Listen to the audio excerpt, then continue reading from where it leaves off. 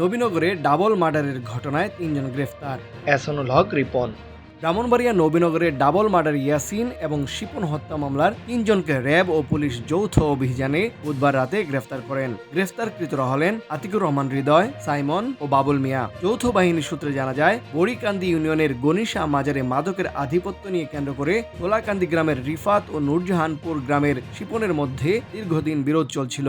গত ১ নভেম্বর রাতে পূর্ব বিরোধের জের ধরে রিফাত বাহিনীর সশস্ত্র হামলায় ইয়াসিন ও শিপন গুলিবিদ্ধ হয়। চিকিৎসাধীন অবস্থায় তারা দুজন মারা যায়। নিহত শিপনের বাবা কুখ্যাত মনেক ডাকাতের বিক্ষুব্ধ লোকজন পাল্টা হামলা চালিয়ে এমরান মাস্টারের তোলাকান্দি অফিসে হামলা চালিয়ে মাস্টারকে গুলি করে। এ বিষয়ে র্যাব ৯ সিপিসি ১ ব্রাহ্মণবাড়িয়ার অধিনায়ক অতিরিক্ত পুলিশ সুপার মোহাম্মদ নুরনবী বলেন, পাল্টাপাল্টি হামলার ঘটনায় নবীনগর থানায় পৃথক ২টি মামলা হয়। ১০ নভেম্বর র্যাবের বিশেষ অভিযানে অস্ত্রসহ ২ জন সহ ৪ জনকে গ্রেফতার করা হয়। নবীনগর থানার ভারপ্রাপ্ত কর্মকর্তা শাহিনুল ইসলাম বলেন, হত্যার ঘটনায় উভয় পক্ষের ২টি মামলা হয়েছে।